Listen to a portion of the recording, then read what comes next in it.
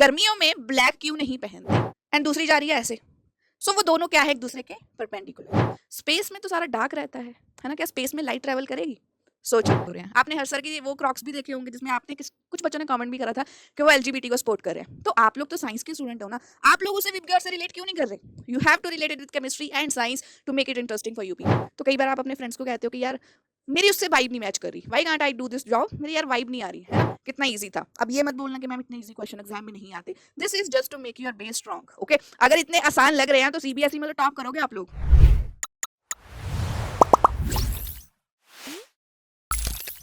Hello everyone, स्वागत है आप सबका केमिस्ट्री के structure of an atom chapter के सेकंड सेशन में। एंड मैं हूं सुमनदीप, आपकी वेदांतु केमिस्ट्री टीचर। एंड हम देख ही पा रहे हैं कि मेरे पीछे एक बहुत ही कलरफुल जो बैकग्राउंड है, और इसका भी कोई ना कोई रीजन है। मैंने हर क्लास में बोला है, we always look for logic behind whatever I teach और whatever I do in this sessions. तो इसका भी कोई रीजन है कि इतना कलरफुल क्यों है। एंड अदर थिंग, क्या आप मुझे बता सकते हो कि इसमें कितने कलर्स दिख रहे हैं एंड वो आपको क्यों दिख रहे हैं? थिंक अबाउट इट कि वो क्यों दिख रहे हैं। सो ये सारी चीजें आज हम डिस्कस करने वाले हैं। But before starting today's lecture I will show you के जो भी मैं पढ़ाने जा रही हूँ आज की क्लास में, या जो भी मैं करवाती हूँ, every detail is getting shared in a Telegram channel. So आप ज्वाइन कर लीजिए हमारा टेलीग्राम चैनल, इसका मैंने लिंक मेंशन कर दिया डिस्क्रिप्शन बॉक्स में। एंड इसके अलावा कोई भी प्रॉब्लम आती है you can also tell me in the comment section. So like कर दीजिए एंड शेयर करना मत भूलना अपने फ्रेंड्स के साथ, सब्सक्राइब कर लीजिए, ठीक है। सो आज का तो सेकंड लेक्चर है, तो इससे पहले डिस्कस कर लेते हैं कि आज की क्लास में हम करने क्या वाले हैं। बट इस सबको समझने के लिए आपको लास्ट क्लास का पता होना चाहिए। लास्ट क्लास में we started learning about basic subatomic particles in an atom, कि कौन कौन से पार्टिकल्स हैं। एंड हमने कुछ मॉडल्स देखे थे। किसी को याद है मैंने Thomson and Bohr and Rutherford के बीच में क्या रिलेशन बताया था? They were related, but how, last lecture में आप देख सकते हो जाकर, ठीक है। सो थॉमसन मॉडल कर लिया, रदरफोर्ड मॉडल कर लिया, अब बारी थी बोहर मॉडल की। बट बोहर मॉडल तो लास्ट में मैं कर रही हूँ आज की क्लास में। बट उससे पहले क्या है, उससे पहले और भी तो बहुत सारी डेवलपमेंट्स हो रही थी ना। सिर्फ यही साइंटिस्ट थोड़ी थे, और भी बहुत सारे साइंटिस्ट कोई ना कोई डिस्कवर कर रहे थे चीजें, न्यू न्यू चीजें। So 19th century was very crucial to study and get to know about the structure of an atom. So क्या क्या पढ़ने वाले हैं आज हम? Development leading to Bohr model. ऐसी क्या क्या डेवलपमेंट्स हुई जिन्होंने बोहर को सोचने पे मजबूर कर दिया? Wave nature of electromagnetic radiations, ये वेव नेचर है, क्या होता है करेंगे बात। Planck's quantum theory, that is one of the most interesting topic in this chapter. Photoelectric effect, atomic spectra, line spectra of hydrogen. That's just like आपके और हमारे ये प्रिंट्स रहते हैं, फिंगरप्रिंट्स। तो this line spectra is like fingerprint of atoms. तो इसकी बात करेंगे। एंड यहाँ पर मैं आपको हल्की सी चीज दे देती हूँ। इंपॉर्टेंट क्या है इस चीज में? इसमें एक चीज है जो कि साइंस का काफी हॉट टॉपिक है। आपने कभी सर्च करना गूगल पे कि सबसे ज्यादा ब्लैक कलर की बॉडी कौन सी है, ठीक है। ब्लैक कलर की body is different, black body is different, ठीक है। और गर्मियों में ब्लैक क्यों नहीं पहनते? अगर गर्मियां हैं, समर का मौसम है, समर वेकेशन पे हो, why do you always choose baby pink, sky blue colour? आप ब्लैक कलर क्यों नहीं पहनते? यहाँ पर हम वो चीज डिस्कस करने वाले हैं, ठीक है। तो चलिए स्टार्ट करते हैं पहले टॉपिक से कि कैसे कौन कौन सी डेवलपमेंट्स हुई जिन्होंने बोहर को सोचने पे मजबूर कर दिया कि कुछ तो गलत है रदरफोर्ड सर के मॉडल में, है ना। तो पहला तो था dual nature. What is dual nature? ये इस चैप्टर में हम स्टडी करने वाले हैं। ड्यूल नेचर का मतलब जैसे सिक्के के दो पहलू होते हैं, ऐसे ही लाइट जो ट्रैवल करती है that is a form of radiation. तो वो जो ट्रैवल कर रही है उसके भी दो पहलू हैं। तो वो दो पहलू कौन कौन से हैं हम सर्च करने वाले हैं, हम स्टडी करने वाले हैं। आज हम स्टडी करेंगे मोस्टली पार्टिकल नेचर के बारे में। दो नेचर रहते हैं, एक होता है particle and second is wave nature. And then second is atomic spectra. जो डिफरेंट डिफरेंट एलिमेंट्स के एटॉमिक स्पेक्ट्रा रिकॉर्ड होने लगे, तो उसमें भी कुछ एक्सपेरिमेंटल डाटा में कुछ ऐसी ऐसी चीजें सामने आई थी जिसके बाद थ्योरीज गलत साबित होने लगी थी कुछ, ठीक है। सो वो क्या है वो हम पढ़ने वाले हैं इन डिटेल। ओके, ये दो इसके पहले पॉइंट्स थे। तो ड्यूल नेचर में सबसे पहले वेव नेचर का एक्सप्लेनेशन दिया मैक्सवेल नाम के साइंटिस्ट ने। ये तो 1817 में बताने लग गया था। इसने क्या बोला कि कोई चार्ज पार्टिकल है, चार्ज पार्टिकल जैसे इलेक्ट्रॉन्स है, या कोई चार्ज बॉडी जब मूव करती है विद सम एक्सेलरेशन, है ना, तो वहां पर electric field and magnetic field generate होती है, रहती है वो वहां पर। सो इसने क्या बताया, you must have seen this thing. तो जब भी light that is a form of radiation, ये तो न्यूटन के टाइम पे पता चल गया था सबको, तो वो ऐसे ट्रेवल कर रही है। Light has two natures, electromagnetic, आपने वर्ड सुना है इलेक्ट्रोमैग्नेटिक। अगर इसको तोड़ लो तो क्या बनेगा, इलेक्ट्रिक एंड मैग्नेटिक। सो यहाँ पर इलेक्ट्रिक एंड मैग्नेटिक से क्या पता चला कि एक तो इलेक्ट्रिक फील्ड है, ये ई दिख रहा है, और B is for magnetic field. So एक तो ये वेव की फॉर्म में जा रही है, जैसे ऐसे तरंगे जाती है ना, सॉन्ग भी तो डांस भी तो करते हैं, वो भी ऐसे ऐसे करते हैं ना। तो बस वैसा ही है, जैसे यहाँ पर देख सकते हो ये जा रही है, जो रेड रेड में बोल सकते हो वो क्या है हमारे पास, they are different kind of. और नीचे जो आ रही है वो भी डिफरेंट है, तो दोनों एक दूसरे से डिफरेंट है। तो ये जो जा रही है, कैन यू सी, एक तो जा रही है ऐसे एंड दूसरी जा रही है ऐसे। सो वो दोनों क्या है, एक दूसरे के perpendicular, electric and magnetic field. तो ये जो है वेव की फॉर्म में, इसने बोला था कि जो वेव है, वेव नेचर रहता है उसका, लाइट का, वो वेव की फॉर्म में ट्रेवल कर रही है। वेव जो है that is helping us in understanding कि दो नेचर होते हैं, एक तो इलेक्ट्रिक बिहेवियर, एक मैग्नेटिक बिहेवियर, वो दोनों शो करती है। अब इसकी और प्रॉपर्टीज क्या है, मैंने एक तो बता ही दिया, परपेंडिकुलर है। यहाँ पर भी बताया है कि डायरेक्शन देखो 90 डिग्री, परपेंडिकुलर का तो मतलब पता है ना, दोनों 90 डिग्री पे मूव कर रही हैं। ओके सो अब इसकी और क्या क्या प्रॉपर्टीज हैं। इसकी एक प्रॉपर्टी ये है, they do not require medium and can travel in vacuum. तो जैसे स्पेस में कैसे चीजें हैं। अच्छा ये भी एक चीज मुझे बताओ, अर्थ पे तो चलो सन है तो धूप आ जाती है, सब चीजें दिख जाती हैं, स्पेस में तो सारा डार्क रहता है ना, क्या स्पेस में लाइट ट्रेवल करेगी? सोचो। एंड यहाँ पर ये चीज बता दी है कि they can move in vacuum. Suppose यहाँ पर वैक्यूम है, आप सुन पाए मैंने क्या बोला अभी? यू कांट ना, यू विल बी लाइक कि मैम ने कुछ चैनल में कुछ दिक्कत आ गई या नेटवर्क खराब हो गया, दोबारा से ट्राई करते हैं। Can you listen to what I am trying to talk? No you can't. Why not? Because suppose यहाँ पर पूरा वैक्यूम है, तो जब साउंड वेव्स है ना, जो मेरे मुंह से वेव्स निकल रही हैं, वो आपके कानों तक तभी पहुंचेंगी अगर कोई ना कोई मीडियम हो। अगर सपोज वैक्यूम है तो साउंड वेव्स जो है वो आपके कानों तक नहीं पहुंचेंगी, आप सुन ही नहीं पाओगे। बट यहाँ पर दे डोंट रिक्वायर मीडियम। तो जो इलेक्ट्रोमैग्नेटिक वेव्स है they can travel without any medium, they do not require any medium like sound waves. ठीक है, सो ये एक अच्छा पॉइंट था इनका। एंड देन उन्होंने क्या बताया कि बहुत सारी टाइप्स हैं फिर इलेक्ट्रोमैग्नेटिक रेडिएशंस की, तो एक पूरा स्पेक्ट्रम है, एक पूरा स्पेक्ट्रम देख सकते हो यहाँ पर स्पेक्ट्रम कहाँ से कहाँ तक है। अब जो वेव है, जो वेव ट्रेवल कर रही है, वेव के बारे में अच्छे से पढ़ेंगे हम, तो एक ना स्पेक्ट्रा रहता है। अगर तो उनकी यहाँ पर दे रखी है 10⁻²⁴, 10⁻²2, व्हाट इज दैट? यहाँ पर क्या लिखा है जिसको नहीं पता, अभी हम स्टार्ट करेंगे इसको यूज करना बार बार। Nu is indicating frequency. So frequency है डिफरेंट डिफरेंट। अब जैसे वेव है, जैसे मैं यहाँ पर दिखा दूँ, ये वेव जा रही है, इसको वेव कहते हैं। पानी की भी तो ऐसे तरंगे देखी है ना आपने, तो यही वेव जो है इनकी कोई ना कोई लेंथ होती है, कोई ना कोई फ्रीक्वेंसी रहती है। अब जब कोई ना कोई फ्रीक्वेंसी रहेगी तो डिफरेंट डिफरेंट फ्रीक्वेंसीज नोट हुई हैं। जैसे एफएम रेडियो सुनते हो, कभी कार में जाते हो या कभी किसी बस में भी जाते हो, तो ड्राइवर हमेशा एक रेडियो चैनल चला के रखते हैं 98.3 एफएम, राइट? तो वो जो है उसकी क्या रहती है, वो रहती है एफएम रेडियो की यहाँ पर, है ना, तो ये फ्रीक्वेंसी है। ऐसे ही जो माइक्रोवेव में यूज होती है उनकी क्या रहती है frequency, 10⁻10। Alright, and gamma rays है एंड एक्स रेज है। तो एक्सरेज तो आपका करवाने जाते हैं ना, किसी बॉडी में फ्रैक्चर हो गया या बोन में कोई दिक्कत आ गई है तो एक्सरे होता है ना। सो वहां पर कौन सी यूज होती है, 10⁻18। बट यहाँ पर एक छोटा सा रीजन आता है, ये वाला 10⁻15। ये इतना छोटा सा रीजन है जिसमें आप देख पाते हो, जिसमें हम देख पा रहे हैं। ये सारे कलर जो हैं ये हमें तभी विजिबल हैं क्योंकि they are in visible region, visible spectrum. Okay, तो विजिबल स्पेक्ट्रम में जो चीजें हैं सिर्फ वही आपको दिखेंगी। You can not see IR radiations, you cannot see UV radiations, you cannot see X-rays, you can only see whatever is present in whichever is falling in visible region. Okay, वही चीजें आपको दिख रही हैं। So visible region के बारे में आपने बहुत ही सुना होगा, विबग्योर सुना है? So VIBGYOR is telling us, rainbow देखा है? तो जैसे आज मेरी क्लास के सबसे पहले जो स्लाइड थी उसका कलर, उसमें कितने सारे कलर्स थे, वो सारे विबग्योर के कलर्स थे।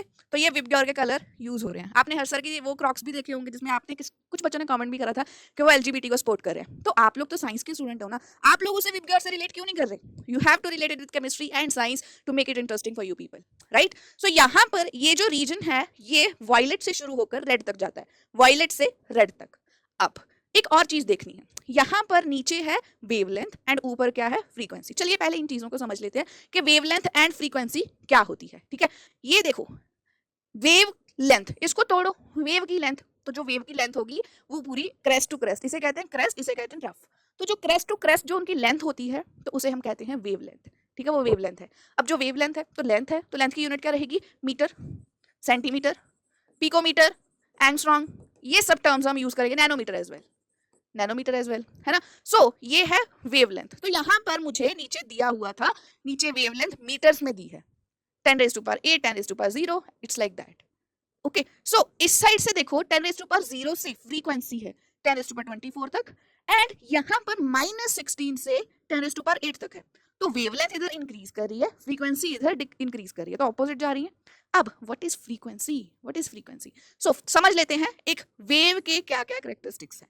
जैसे मैं सोचूं कि मेरी क्लास में बच्चे आ रहे हैं, कमेंट सेक्शन में हो आप, तो आपका कोई ना कोई कैरेक्टरिस्टिक है, मुझे पूरा का पूरा डाटा चाहिए। CID देख रहे हो, कोई इन्वेस्टिगेशन वाला सीरीज देख रहे हो, असुर देख रहे हो, जैसे आजकल तो बड़ा चल रहा है, तो उसमें कोई कैरेक्टर आता है तो पुलिस वालों को बोलते हैं जाइए इसका मुझे पूरा रिकॉर्ड चाहिए। तो वेव का पूरा रिकॉर्ड है ये सारे कैरेक्टरिस्टिक्स। वेवलेंथ को हम लैम्डा से रिप्रेजेंट करते हैं एंड इसको मेजर करते हैं हम मीटर में। फ्रीक्वेंसी, इसको हम हर्ट्स, हर्ट्स ने बताया था इसके बारे में, हर्ट्स नाम के साइंटिस्ट ने, तो इसको हम हर्ट्स HZ से रिप्रेजेंट करते हैं. Nu is the symbol. Velocity तो नॉर्मल वेलोसिटी, तो that is there. Wave number, what is wave number? Wave number is opposite of और reciprocal of wavelength. Wavelength, okay, wavelength का ऑपोजिट जो है that is wave number. And last में है amplitude. Amplitude is the, I will show you, जैसे amplitude रहता है ये यहां तक. ओके, सो यहाँ पर हम समझ लेते हैं कि what is the relation between frequency, wavelength. Okay, let's understand that. First of all, you need to remember that wavelength is equal to c upon nu. यहाँ पर f लिखा है तो f को फ्रीक्वेंसी लिखा है, यहाँ पर what is c? That is also we need to understand. या इसको ऐसे भी लिख लेते हैं, c is equal to nu lambda. What is that? अब यहाँ पर देख रहे हो, अगर मैं c, what is c? That is speed of light. तो जो भी रेडिएशंस है ना जो मूव कर रही हैं, इलेक्ट्रोमैग्नेटिक वेव्स, उनकी एक स्पीड जो है वो फिक्स रहती है. And what is that? That is 3 into 10 raised to power 8 है ना, 3 raised to मीटर पर सेकेंड. ओके, ये स्पीड रहती है. That is velocity as well, जहां पे इनको वेलोसिटी मेंशन करा है. सो ये स्पीड ऑफ लाइट हमेशा कांस्टेंट रहेगी. बट अगर ये कांस्टेंट है तो मैं क्या कर सकती हूँ, lambda is inversely proportional to frequency. तो अगर लैम्डा इंक्रीज कर रहा है तो फ्रीक्वेंसी डिक्रीज कर रही है. इसीलिए यहाँ पर फ्रीक्वेंसी जब डिक्रीज है 10⁻�0, तो वेवलेंथ जो है वो मैक्सिमम है. This is something you need to remember. Okay, so ये रिलेशंस याद रखने हैं जो मैंने लिखे हैं, and we will try to solve some questions based upon this as well. ये चीजें काफी बेसिक चीजें हैं, ये इलेक्ट्रोमैग्नेटिक रेडिएशंस की ABC है. ठीक है, अब समझ में आ गए what is crest, what is wavelength, what is frequency, what is wave number. Now what is frequency? Frequency का मैंने ये नहीं बताया कि what is frequency telling. Frequency is the number of waves passing पर सेकंड. एक पॉइंट है, suppose इस पॉइंट से कितनी वेव्स पास कर रही हैं in second, that is frequency. Okay, कितनी पास कर रही हैं, दैट इज फ्रीक्वेंसी. फ्रीक्वेंसी को हम वाइब्रेशंस भी कहते हैं. तो कई बार आप अपने फ्रेंड्स को कहते हो कि यार मेरी उससे वाइब नहीं मैच कर रही, why can't I do this job, मेरी यार वाइब नहीं आ रही है ना. तो that vibe is actually vibration, vibrations, and vibrations means frequency. तो यही पे वो चीज है. सो अब यहाँ पर depending upon their frequency and wavelength हमारे पास डाटा रहता है कि कौन सी रीजन में कौन सी वाली रेडिएशंस हैं, उनकी वेवलेंथ का क्या है, एक ये वाला वेवलेंथ की रेंज क्या है, फ्रीक्वेंसीज की रेंज क्या है. जैसे विजिबल स्पेक्ट्रम की रेंज है 750 नैनोमीटर से 400 नैनोमीटर, तो ये चीज याद होनी चाहिए, और फ्रीक्वेंसी इतनी है. ऐसे ही एक्सरेज की क्या रहती है, 1 नैनोमीटर टू 1 पिकोमीटर. तो एग्जाम कई बार CET वगैरह एग्जाम्स में वो सिंपली पूछ लेते हैं माइक्रोवेव कौन से वाले वेवलेंथ रेंज में फॉल करती हैं. This is the range. So ये चीजें, ये टेबल आपको याद रखना है इस चीज के लिए. ठीक है, it will be helpful for you. तो अब जितना अभी तक करा कि वेव क्या है, कैसे मैक्सवेल ने इलेक्ट्रोमैग्नेटिक रेडिएशंस का एक आइडिया दिया, and then how he explain कि ये जो है परपेंडिकुलर है, वो डिपेंड नहीं करती कि कौन से मीडियम से वो पास कर रही हैं, वो सारी चीजें. एंड देन सारी वेवलेंथ, फ्रीक्वेंसी एंड वेलोसिटी के बीच में क्या रिलेशन है. सो अब क्वेश्चन जो है हमारे पास दैट इज ऑल्सो सिमिलर कि what is the relationship between velocity, wavelength and frequency of a wave. जल्दी से कमेंट सेक्शन में मुझे इसका आंसर चाहिए. बताइए इसका क्या आंसर है. I am giving you few seconds.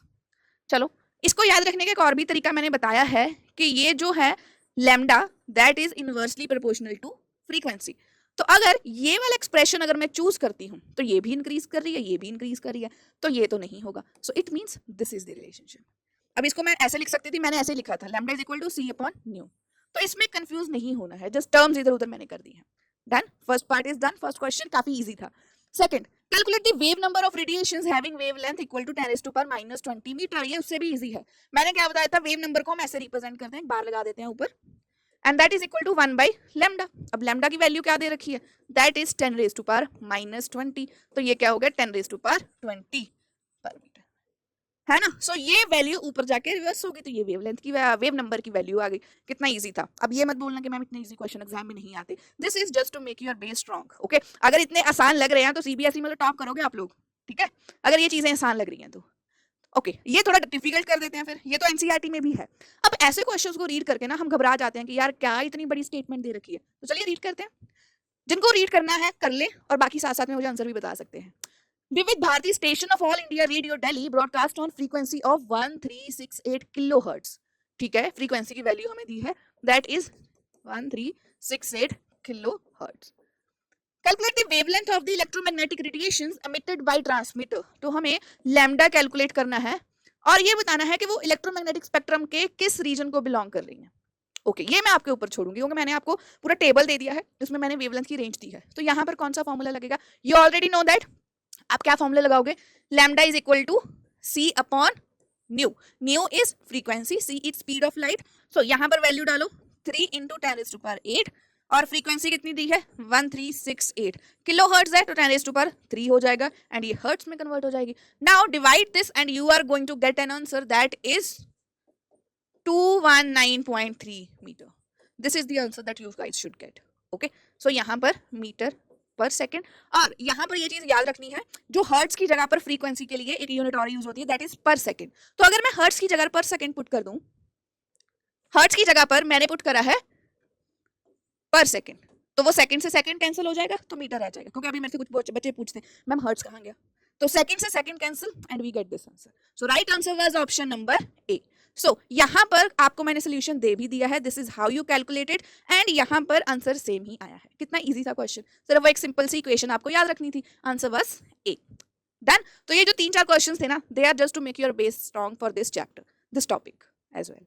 ठीक है, सो इसके साथ ये चीज तो हमारी खत्म होती है. ओके, एक क्वेश्चन मैं आपके लिए छोड़ के जा रही हूँ. This is like a homework for you people. Find energy of each photon with which correspond to light of frequency है वेवलेंथ. हाँ, अब मैं क्वेश्चन इसलिए छोड़ के जा रही हूँ क्योंकि हमने अभी एनर्जी से रिलेटेड तो बात ही नहीं करी, तो वो कब करेंगे नेक्स्ट टॉपिक में. So this question will be helpful in understanding and relating to topics, कि कैसे वेव्स वाला टॉपिक नेक्स्ट टॉपिक से रिलेट करना है, और इसका सॉल्व करके आंसर मुझे कमेंट सेक्शन में बताना जरूर. ठीक है, अब चीजें हैं ये क्या है, अब ये कोई चीज है, यहाँ से लाइट निकल रही है, आयरन की नेल को गर्म कर रही है, या घर पे गैस ऑन करते हो तो वो ऑन हो रही है. So this topic is going to explain particle nature of electromagnetic radiations, that is Planck's quantum theory. Planck constant का नाम सुना होगा, तो काफी फेमस इंसान है, ऐसा नहीं है कि कभी सुने हुए नहीं इसके बारे में. वो वैल्यू तो बहुत बार यूज होने वाली है. तो उससे पहले हम ये चीज समझ लेते हैं. आप कभी गैस ऑन करते हो, जैसे ही गैस ऑन करा, आपने देखा है कुछ रीजन में तो व्हाइट कलर की भी दिखती है, कुछ रीजन में रेड लाइट भी रहती है, कुछ में ब्लू लाइट भी रहती है ना. विबग्योर में कितने कलर पड़े थे, विबग्योर में है ये कलर्स, विबग्योर बी है, ब्लू भी है, रेड भी है ना. अगर उसे आगे पीछे चला जाता है तो व्हाइट में आ जाता है ना. अब जैसे ही मैंने आयरन नेल को हीट करना शुरू करा, what is going to happen, वो यहाँ पर क्या होगी रेड. अब रेड के बाद वो हो गई येलोइश, येलो भी हो गई. और टेम्परेचर, सपोज मेरा टेम्परेचर था 900, अब मैंने टेम्परेचर कर दिया 1200, तो वो हो गई येलो. उसके ऊपर वो व्हाइट में चली जाएगी. कई बार किचन में खाना, मम्मी ने बोला चाय बना दो, चाय बनाकर आप बैठ गए फोन पे रील्स देखने. अब फोन पे रील्स देखे जा रहे हो, अंदर चाय जलती जा रही है. आप क्या देखोगे जब 1 घंटे बाद याद आया, जब मम्मी ने जोर से चिल्लाया, क्या देखोगे, वो बर्तन नीचे से लाल हो चुका है पूरा. तो ऐसा क्यों हुआ, जलने के बाद वो चीज सबसे पहले रेड क्यों हो जाती है, व्हाई डज दिस हैपन, वो क्यों होता है, टेल मी. तो उसका रीजन यहीं पे हम बताएंगे, वो भी इसी से रिलेटेड है, विबग्योर से. और इसके अलावा चाय का बर्तन, अभी जैसे नॉर्मल चाय बन रही है ना, चाय का बर्तन खाली पड़ा है एंड सॉरी वहां पे रखा हुआ भी, भरी हुई है चाय, गर्मा गर्म भी, गैस बंद ही करा मम्मी ने, तो आप उसके पास अपना हाथ लेकर जाओ, तो आपको फील होगा ना कि वो गर्म है, आपका हाथ गर्मी फील करेगा, तो वहां से रेडिएशंस तो निकल रही हैं, वो आपको नहीं दिख रही, वो मतलब विजिबल रीजन के आर पार है, विजिबल रीजन में नहीं आ रही, इसलिए आपको नहीं दिख रही. बट जब आप इतना ज्यादा हीट करते गए, क्या भूल ही गए कि चाय बन रही है, और वो बेचारा बर्तन सड़ता गया एंड उसने इतनी ज्यादा एनर्जी अचीव कर ली है कि एनर्जी जो है विबग्योर में सबसे ज्यादा. अब क्या होता है, फ्रीक्वेंसी, हाई फ्रीक्वेंसी कहां से जा रही थी, इधर, लो टू हाई. एंड वेवलेंथ का सीन क्या था, वेवलेंथ थी इधर हाई एंड इधर थी लो. तो जब आप पहुंचते हो तो आप यहाँ पर पहुंच जाते हो. तो कोई भी चीज जब जलती है सबसे पहले गर्म होती है, वो क्या रहती है, रेड रहती है वो. ठीक है, तभी सबसे पहले चीजें जब जलती हैं वो रेड हो जाती है ना. गुस्से में आग बबूला होता है, लाल हो गया पूरा, है ना फेस, तो वो ऐसा ही होता है कि वो इस रीजन में पहुंच गई. बट जैसे आगे आगे जाओगे ब्लू तक पहुंच जाती है. येलो हुई, येलो क्यों हुई, क्योंकि अब और एनर्जी बढ़ गई. जब और एनर्जी बढ़ी है तो क्या हुई हमारे पास, यहाँ पर येलो हो गया, ग्रीन नहीं दिखेगा, ब्लू दिखेगा, फिर ये ब्लू लाइट, क्योंकि इसी से तो गर्म कर रहे हैं, तो मतलब ये कितनी गर्म होगी, है ना. सो ऐसे ही जो आपका गैस है जो निकल रही है वहां से flame, that is blue because वो यहाँ पर आ रही है विजिबल रीजन में. समझ में आया, है ना. सो अब ये इसने एक और चीज के बारे में बताया, यहाँ पर एक रिलेशन इसने दिया था प्लैंक ने, E is equal to h nu. तो जैसे ही फ्रीक्वेंसी इंक्रीज करती है, एनर्जी इंक्रीज करती है. अब फ्रीक्वेंसी का हमने क्या पढ़ा था, C अपॉन लैम्डा. तो मतलब जैसे ही एनर्जी बढ़ेगी, वेवलेंथ क्या होगी, कम, वेवलेंथ कम होगी. तो जैसे ही फ्रीक्वेंसी बढ़ रही है लो टू हाई, एनर्जी बढ़ रही है फ्रीक्वेंसी के साथ, तो वेवलेंथ क्या हो रही है, कम, वेवलेंथ हाई टू लो तरफ आ रही है, ब्लू की तरफ. तो ये हमें प्लैंक ने बताया था. फिर ये एक्सप्रेशन इंपॉर्टेंट है, this expression is helpful.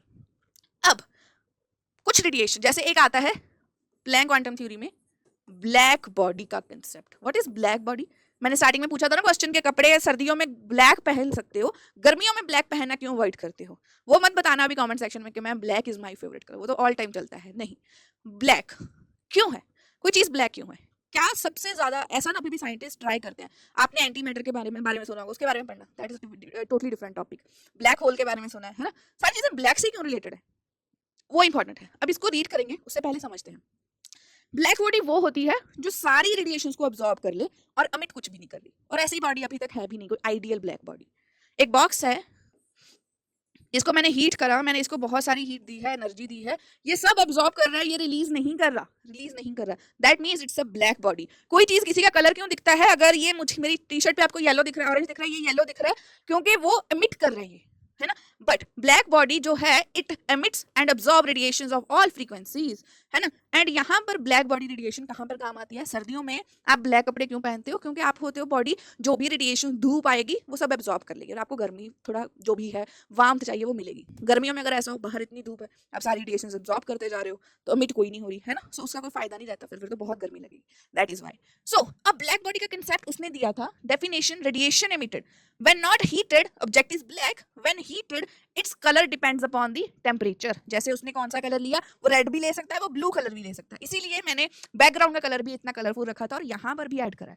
That can be red as well, that can be blue as well. Continue spectrum, इसकी बात हम नेक्स्ट में करेंगे, है ना? And colder objects less radiation, hotter objects more radiation.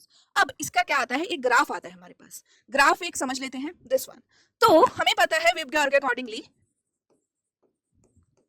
इसका मतलब लो फ्रीक्वेंसी और इसका मतलब हाई फ्रीक्वेंसी, और इसका मतलब क्या है यहाँ पर हाई वेवलेंथ, और इसका मतलब है लो वेवलेंथ।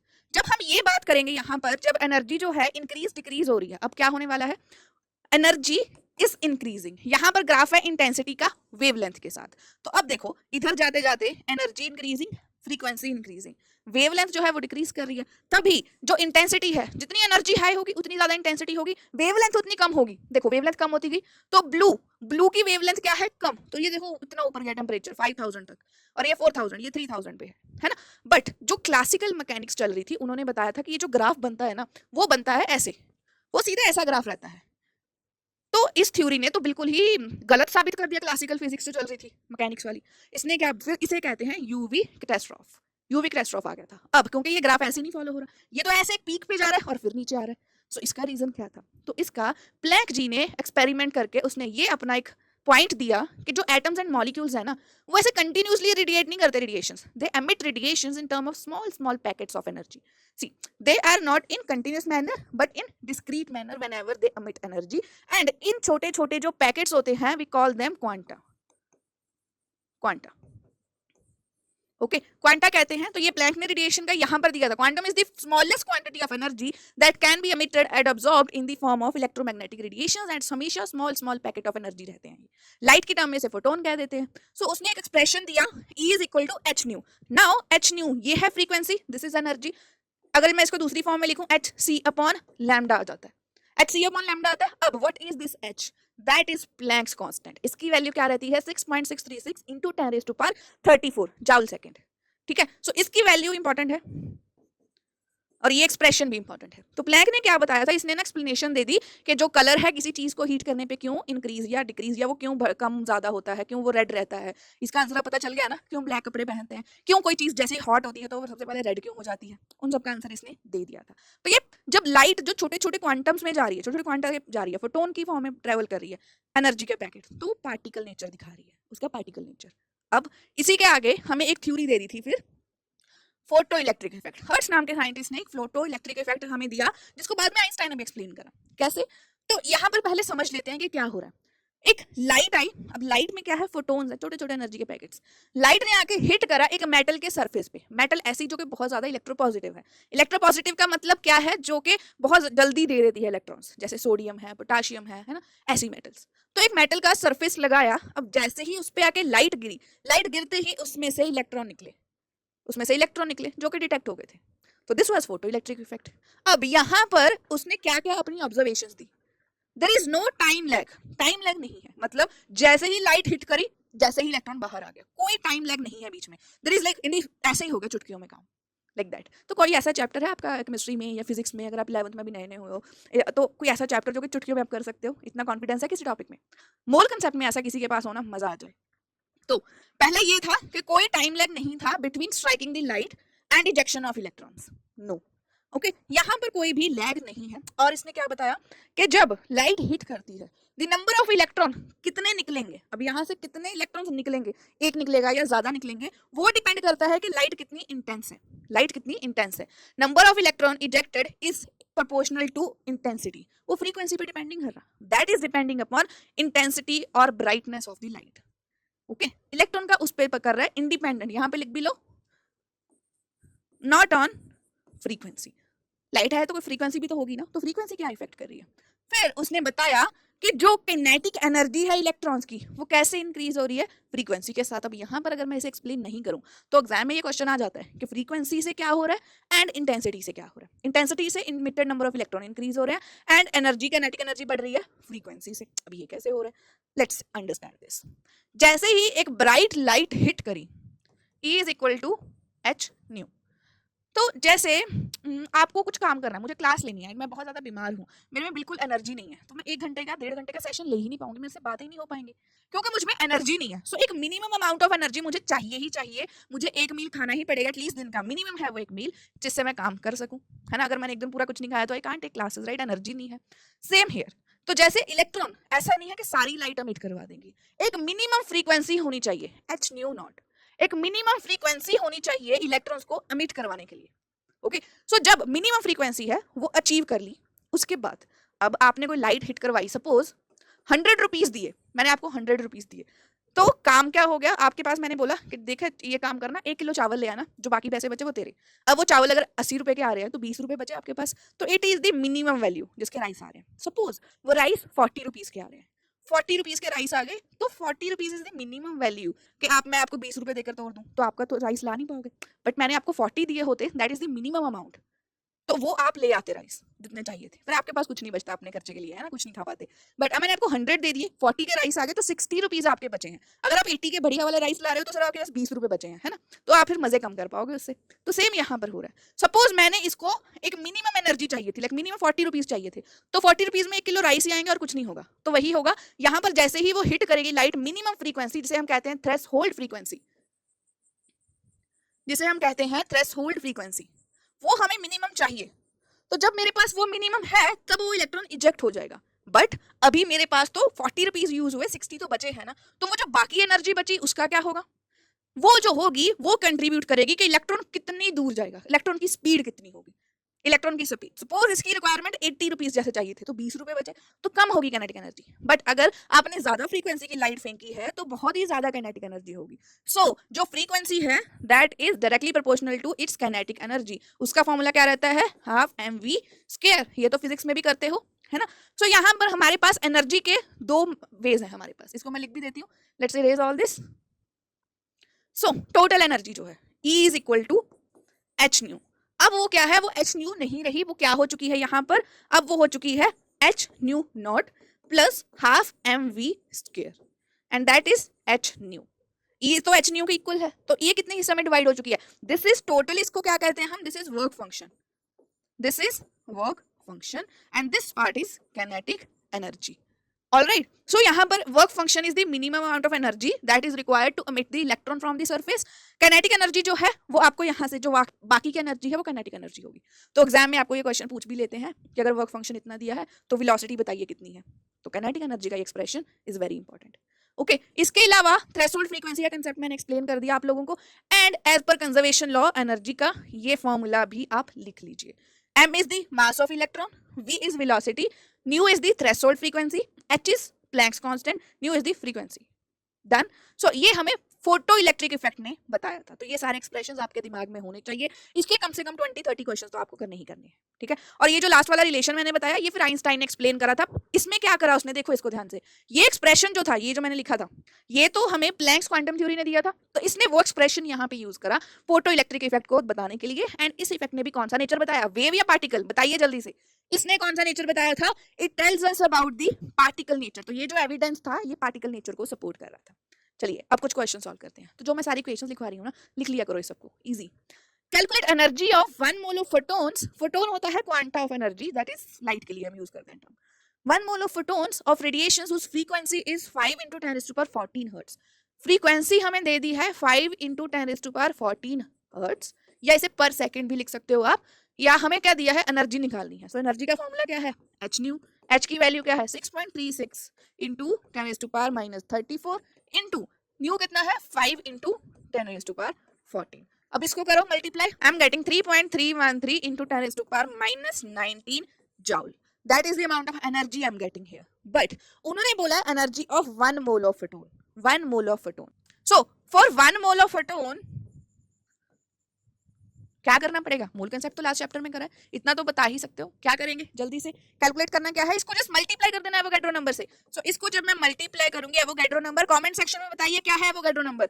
6 पॉइंट, देखो मैं अभी कंफ्यूज हो रही हूँ कंफ्यूज नहीं हो रही, वो जल्दी में लिखा गया। सो यहाँ पर क्या आएगा 6.022 10 raised to power 23 मल्टीप्लाई करो, you will get the answer in term of 1 mole of photon. तो वो एक मोल में कितनी एनर्जी थी, you will get the answer. तो वो तो कैलकुलेट कर सकते हो, आंसर मुझे बता देना कमेंट सेक्शन में या इससे मैच कर लो। This is the solution. So energy कैसे निकालनी है, ये फॉर्मूला लगाओ एंड देन 1 मोल से मल्टीप्लाई कर देना है 6.626 से 6.022 से सॉरी 10 raised to power 23 से, and you will get this answer. ठीक है, सो एक और क्वेश्चन कर लेते हैं, that is a good one. Compare the energies of two radiations, एक की वेवलेंथ है 800, दूसरे की वेवलेंथ है 400। तो देख रहे हो वैसे डबल का या हाफ का डिफरेंस है कुछ। चलिए, अगर मेरे पास E1 है, एक्सप्रेशन क्या होगा, E is equal to h nu 1। E2 का एक्सप्रेशन क्या आएगा, E is equal to h nu 2। E is equal to h c upon lambda 1। E2 is h c upon lambda 2। कुछ नहीं करा, जस्ट वैल्यूज डाली। अगर मुझे इनको इक्वेट करना हो, सपोज ये 1 है, अब मैं डिवाइड कर दूं E1 को E2 से, H कैंसिल C कैंसिल, क्या बचा, E है 1 by lambda 1 multiplied by, divide करना है इसे 1 बाई लैम्डा 2 से। सो मेरे पास क्या आया answer, E1 by E2 is equal to lambda 2 upon lambda 1। Lambda 2 कितना दिया है 400 एंड लैम्डा 1 कितना है, that is sorry lambda that is 800। अच्छा E1 दिया है, उल्टा कर दिया, नहीं ठीक है। अब बस कैंसिल करो, what are you getting 1 by 2। So मेरे पास आंसर क्या आता है, E1 is equal to E1 upon E2 is equal to 1 by 2। So E is coming equal to 2 of E2। This is the answer. तो जो energy है वो double है E2 की। चाहे अब वेवलेंथ देखो, E की वेवलेंथ ज्यादा थी, E की वेवलेंथ थी 800, इसकी वेवलेंथ कितनी थी 400। तो जिसकी वेवलेंथ ज्यादा उसकी एनर्जी कम, और जिसकी एनर्जी ज्यादा उसकी वेवलेंथ कम। सो ये एक्सप्रेशन से भी अप्लाई हो रहा है। ठीक है, ये इस एक्सप्रेशन से भी आप बता सकते हो। जब एग्जाम में क्वेश्चन आता है सीबीएसई बोर्ड में, then you solve it like this, but जब आपके जेई में आ गया, आपको देखकर ही पता चला चाहिए कि हाँ यहाँ पर इसकी 400 है, ये डबल है, मतलब हाफ हो रहा है। Okay, so this kind of questions are crucial in understanding this concept. यहाँ पर मैंने आंसर ऐसे भी दिखा दिया है, दोनों ही ठीक है, चाहे मेरा देख लो चाहे ये देख लो, ये भी तो मैंने करा है। अब बात आती है एटॉमिक स्पेक्ट्रा की। What is spectra? प्रिज्म देखा है आप सबने, हैव यू सीन प्रिज्म? तो प्रिज्म क्या होता है, ऐसा होता है, एक ना ट्रायंगुलर शेप की रहती है, वहां पर जब व्हाइट लाइट हिट करती है तो ऐसे पास करने में वो 7 कलर्स में स्प्लिट हो जाती है, जैसे रेनबो में, जैसे हमारी आज की स्लाइड के फर्स्ट में। तो जिस जिसको ये चैप्टर अभी तक समझ आ रहा है, जो जो भी करा है, लाइक कर दीजिए, शेयर कर दीजिए एंड सब्सक्राइब करना मत भूलना। ठीक है, एंड नेक्स्ट लेक्चर में और भी इंटरेस्टिंग होने वाली है चीजें। यहाँ पर जैसे ही एटॉमिक स्पेक्ट्रा कैसे आता है वो देखते हैं। जैसे मैंने यहाँ पर रेडिएशंस निकल रही हैं और मैंने यहाँ पे कोई स्क्रीन निकाल लगा दी, तो स्क्रीन पे क्या हो जाएगा, सारी ये छिप जाएंगी, है ना। अब जैसे मैंने दिखाया था स्टार्टिंग में विजिबल रीजन, विजिबल रीजन में यहाँ पर रेड था, यहाँ पर ब्लू था, बट कोई बीच में गैप आया, देयर वाज नो गैप, है ना। तो इसे हम कहते हैं कंटिन्यूअस स्पेक्ट्रा। हमें नहीं पता चल रहा कि रेड कब खत्म हो गया, ग्रीन शुरू हो गया, कब ब्लू आया, कब येलो था। जैसे आग भी जलती है, किसी पोर्शन में वो रेड है, ब्लू है, व्हाइट है, येलो है, तो उसमें कभी गैप नहीं दिखता हमें, वो हमें कंटिन्यूअसली दिखते हैं। That's from this. एंड जिसकी वेवलेंथ, अब रेड और ब्लू में से वेवलेंथ किसकी ज्यादा है, रेड की वेवलेंथ जो है वो ज्यादा है। अब जिसकी वेवलेंथ कम है वो सबसे ज्यादा बेंड कर रही है, वो सबसे ज्यादा बेंड कर रही है, रेड वाली कम बेंड हुई है ना। सो कंटिन्यूअस स्पेक्ट्रा का आइडिया होना चाहिए, the spectrum of white light we can see ranges from 7.50 into 10 raised to power 14 to 4 into 10 raised to power 14। तो ये विजिबल रीजन का क्या है, एक रेंज है, और इसका क्या रहेगा, hertz. Such A spectrum is called continuous spectrum. तो आपको कंटिन्यूअस का मतलब समझ आया? कंटिन्यूअस का मतलब है यहाँ पर जो रेडिएशंस का आपको एक टेबल, वो जो ऐसे मिलेगा ना graph, wait a moment I will show you, बहुत पीछे जाना पड़ेगा, हाँ। जैसे ये है, आपको नहीं दिख रहा कि कब रेड से येलो में, कहाँ ग्रीन, कहाँ ब्लू, वायलेट हो गया, तो ये कंटिन्यूअस स्पेक्ट्रा है, ये एक कंटिन्यूअस स्पेक्ट्रा है। अब इसको यहाँ पर भी समझ सकते हो, यहाँ पर अब मेरे पास दो चीजें होती हैं, emission spectra and there is absorption spectra. Continuous spectra के बाद यहाँ पर चीज आ जाती है। तो जैसे यहाँ पर हॉट गैस है, एक पॉइंट पे एक ऑब्जेक्ट को, सब्सटेंस को आपने हीट करा, उसने क्या करा, रेडिएशंस को एब्जॉर्ब करा, एब्जॉर्ब करने के बाद वो एक्साइटेड हो गया, एक्साइटेड। ये एक्साइटेड का कंसेप्ट हम बहुत अच्छे से करने वाले हैं इन अपकमिंग लेक्चर्स, तो घबराना नहीं है। तो जैसे ही रेडिएशंस एब्जॉर्ब करी, आपने खाना खाया, आपकी बॉडी ने एनर्जी एब्जॉर्ब करी, आप एनर्जेटिक फील करते हो, ऐसे ही करी। बट जैसे ही भाग कूद लिया, खेल लिया, आप थक गए फिर से, तो ऐसे ही ये फिर रेडिएशंस रेडिएट करते हैं, है ना। तो जब रेडिएट करते हैं वहां पर हम एमिशन स्पेक्ट्रा रिकॉर्ड कर लेते हैं, that is like photographic film हमारे पास आ जाता है। नेक्स्ट, अब हमने क्या करा, अब उल्टा हो रहा है एब्जॉर्प्शन स्पेक्ट्रा। वहां पर हमने किसी ऑब्जेक्ट को कंटिन्यूअस रेडिएशन से हीट करवाया है, हीट करवाने के बाद उसने कुछ ना कुछ ऑब्जॉर्ब कर ली है फ्रीक्वेंसी, तो हमारी ये जो आया है स्पेक्ट्रम, इसमें कहीं ना कहीं ब्लैक बैंड्स हैं। तो ये ब्लैक बैंड्स दिखा रहे हैं कि वो जो रेडिएशन एब्जॉर्ब कर ली उसने एमिट नहीं करी, दैट इज शोइंग। बट यहाँ पर हमारे पास एमिशन के पास सिर्फ ये आ रहा है, बाकी सारा ब्लैक है। वो जैसे एक फोटोग्राफिक फिल्म आती थी पुराने जमाने में, होती थी, मेरे घर पे तो थी, देखना आप अपनी मम्मी से पूछना, वो जैसे ब्लैक एंड व्हाइट, नेगेटिव्स कहते हैं जिनको, हाँ नेगेटिव्स द राइट टर्म, तो वैसी आ जाती है हमारे पास। अब क्वेश्चन बोर्ड के बच्चों के लिए आ जाता है एग्जाम में, what is the difference between emission and absorption spectra. तो ये आता है जब एटम्स रिलीज करते हैं एनर्जी, हाँ तो यही बताया, जब एक्साइटेड थे और वो एनर्जी रिलीज कर रहे हैं, तो तब जो स्पेक्ट्रा हमने रिकॉर्ड करा, that is what we are getting. And absorption spectra is created when atoms absorb energy, जब हमने एनर्जी सप्लाई करी एंड वो एब्जॉर्ब कर रहे हैं, उसके बाद जो आता है दैट इज एब्जॉर्प्शन स्पेक्ट्रा। ये कलर्ड लाइंस होती हैं जो हम स्पेक्ट्रा में देख पाते हैं, और इधर डार्क लाइंस होती हैं स्पेक्ट्रा में, इधर डार्क लाइंस है, तो हम इसे ऑब्जर्व करते हैं, और इधर हमारे पास कलर्ड लाइट्स आ रही हैं, लाइंस आ रही हैं। और ये लाइंस बहुत इंपॉर्टेंट है, इट्स लाइक फिंगरप्रिंट, जैसे आपके फिंगर के प्रिंट्स आते हैं वो स्पेशल होते हैं, ऐसे डिफरेंट डिफरेंट चीजों के डिफरेंट ऐसे स्पेक्ट्रास आते हैं हमारे पास। Okay, it can be used to drive composition of a specific material, के उसमें कौन कौन सी चीज है, अगर वो किसी सॉल्ट का है या किसी भी चीज का गैस का है, उसमें कौन कौन सा एलिमेंट प्रेजेंट है। It is helping in figuring out the capability of materials to retain heat, कि वो कितनी हीट एब्जॉर्ब कर सकते हैं, to get to know this. Last point is just their application, but आप इसे नोट कर सकते हो, but this is the difference between emission and absorption. Absorption जो है वो कलरफुल होगा, बट हमारे काम की चीज क्या है, ये जो ब्लैक लाइंस है, सेम हियर हमारे पास यहाँ पर कलरफुल लाइंस हमारे लिए जो है वो मैटर ऑफ इंटरेस्ट है।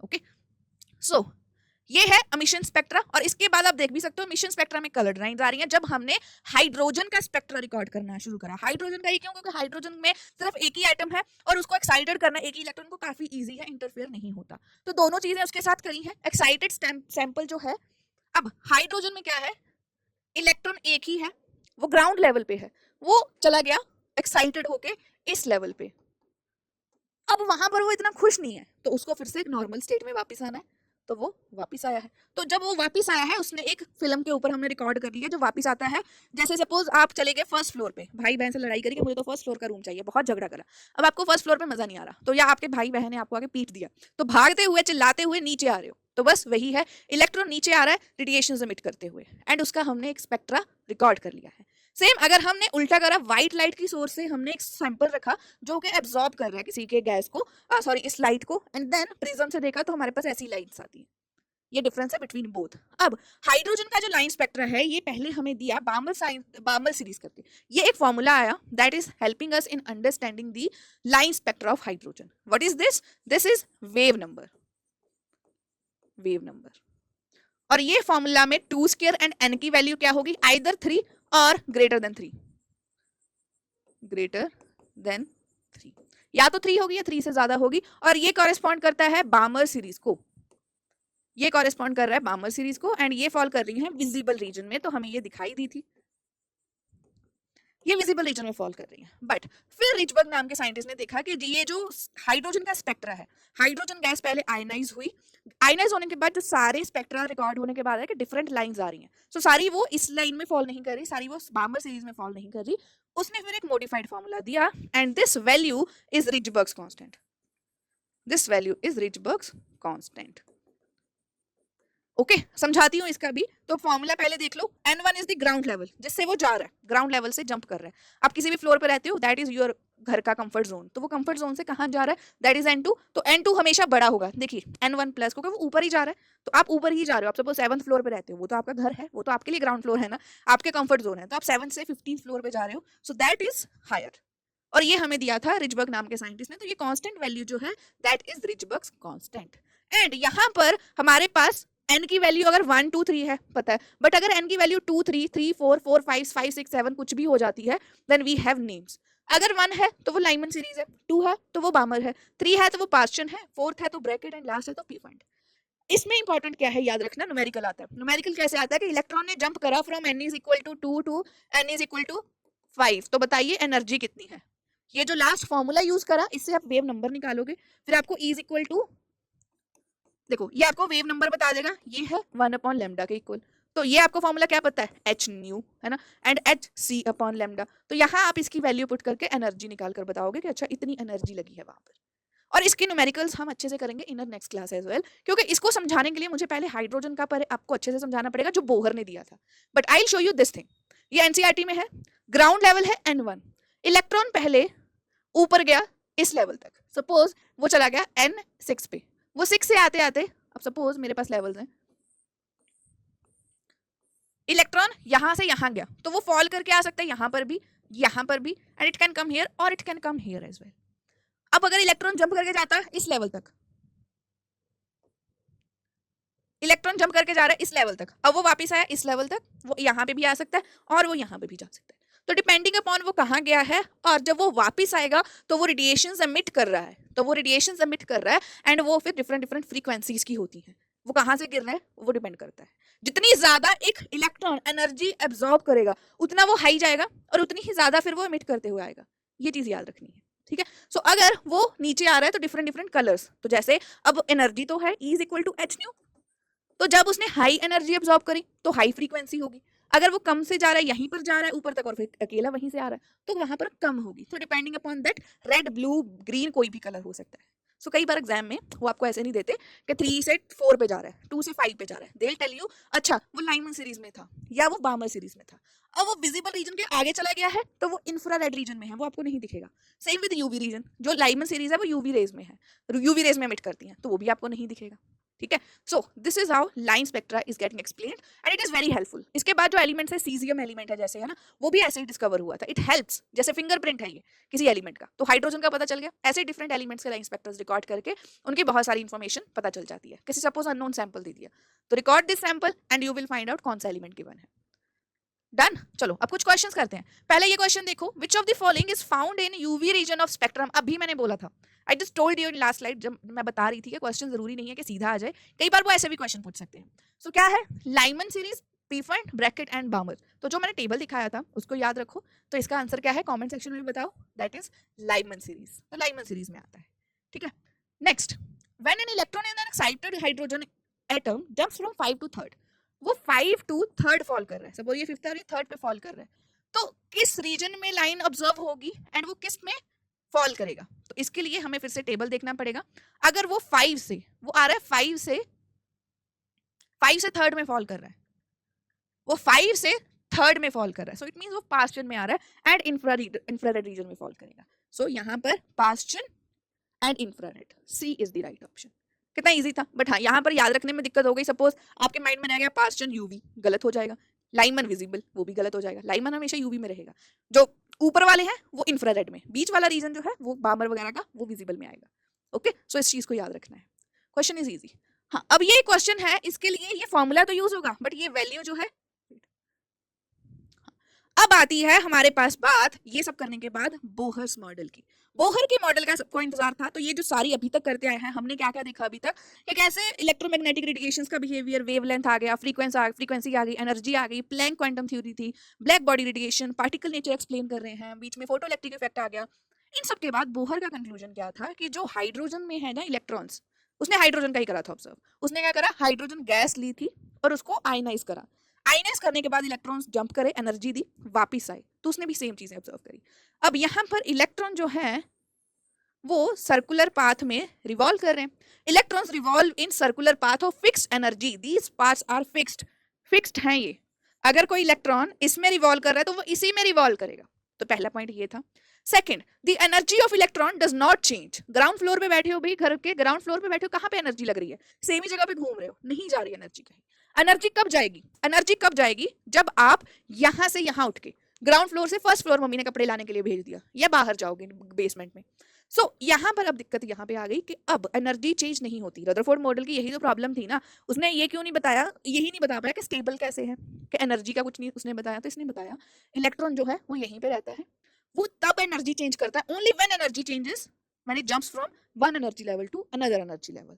तो जिस लेवल से वो जंप कर रहा है इसको हम कहते हैं ग्राउंड लेवल, ग्राउंड लेवल जो कंफर्ट जोन है, and this is the excited level, excited level. तो एक्साइटेड लेवल में बहुत ही फ्यू सेकंड्स के लिए वो जाता है एंड वापस आ जाता है रेडिएशंस एमिट करते हुए। तो वो रेडिएशंस रिकॉर्ड कर ली जाती हैं एंड हमारे पास आता है हाइड्रोजन एटम का लाइन स्पेक्ट्रम। समझ में आई बात? अब और पॉइंट्स इसने क्या बताए थे? He told us frequency of radiation absorbed और emitted between stationary states. Suppose वो इलेक्ट्रॉन यहां से यहां चला गया, तो ये कौन सा एनर्जी लेवल है? दिस इज E1 जो उसका ग्राउंड था, ये है E2 एनर्जी लेवल, ये है E3। तो हमारे पास एनर्जी चेंज कितना हुआ वो कैसे पता चलेगा? एंड फ्रीक्वेंसी में कितना पता चलेगा, कितनी फ्रीक्वेंसी उसने एब्जॉर्ब करी वहां पहुंचने के लिए, कितनी एमिट करके आया। तो फॉर्मूला क्या आता है? Delta E is equal to h nu. तो डेल्टा E क्या है मेरे पास? E2 माइनस E1, तो that is equal to h nu. तो ये हमें बता देगा एनर्जी का डिफरेंस एंड साथ में हमें बताएगा फ्रीक्वेंसी कितनी एब्जॉर्ब हुई है। मेरे पास फ्रीक्वेंसी कितनी आएगी? E2 upon E1 upon H। तो इतनी फ्रीक्वेंसी लगी उसकी एक लेवल से दूसरे लेवल जाने में। ओके, सो ये एक्सप्रेशन न्यूमेरिकल्स में काम आएगा। नेक्स्ट, तो ऐसा नहीं है कि सारे electron can only move in those orbitals, उन्हीं ऑर्बिटल्स में रह सकता है जिसमें उसका angular momentum that is mvr is integral multiple of h upon 2 पाई। तो n की वैल्यू जो है वो क्या होनी चाहिए? इंटीग्रल मल्टीप्लिकेशन देखिए हाफ में नहीं होना चाहिए, फ्रैक्शंस में नहीं आएगी वो value, it should be integral multiple of h upon 2 पाई। इसीलिए सारी ऑर्बिटल्स की जो एनर्जी है वो फिक्स रहती है क्योंकि एंगुलर मोमेंटम का रिलेशन ये है। ओके, सो ये एक ऐसा चीज आपको याद रखना पड़ेगा इसका पोस्टुलेट। इसके बाद ये एक फनी सी जीआईएफ है जिसमें बता रहा है कि इलेक्ट्रॉन ऐसे ही घूमता रहता है न्यूक्लियस के अराउंड हाइड्रोजन में, nucleus of hydrogen with one electron. तो इसीलिए बोहर ने इसके एक्सप्रेशन को यूज करा हाइड्रोजन के लिए ढूंढा, it was simplest one. But फिर इसके ना यहीं पर इसकी कुछ लिमिटेशंस आ जाती हैं, ये नहीं बता पाया हायर एलिमेंट्स के लिए। हाँ, इसने कुछ 3-4 और एलिमेंट्स थे उनके लिए इसने एक्सप्रेशन देने की कोशिश करी, वो हम करेंगे नेक्स्ट क्लास में। बोहर रेडियस, उसने एनर्जी का क्या कंसेप्ट दिया, we will do that in next session. But अभी इसकी लिमिटेशंस देख लेते हैं। ये नहीं बता पाया कि कई ना फाइन लाइंस और भी ऑब्जर्व हुई, जैसे ये यहां से यहां फॉल कर रहा है, तो बीच बीच में ना कुछ वैसे भी फाइन लाइंस थी वो एक्सप्लेन नहीं कर पाया। Another thing is he could not explain Zeeman and Stark effect. What is Zeeman and Stark effect?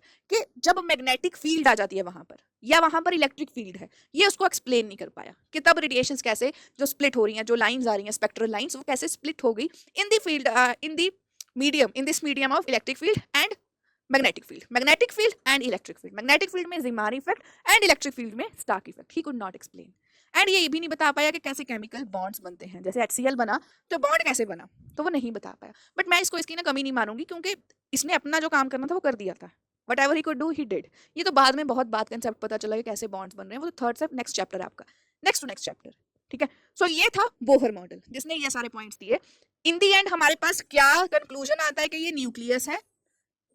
After studying all the models कि ये न्यूक्लियस है, इसके अराउंड ऑर्बिटल्स में इलेक्ट्रॉन रिवॉल्व कर रहे हैं, उनकी एनर्जी फिक्स्ड है। अगर ऊपर नीचे जाना है तो एनर्जी लगेगी भाई, पैसे लगेंगे अगर कहीं और जाना है तो एनर्जी लगेगी। वहां पर जाके खुश नहीं हो तो वापस आ जाओ पैसे लुटाते हुए, एनर्जी रिलीज करते हुए। That was the concept, that was the conclusion of Bohr's theory.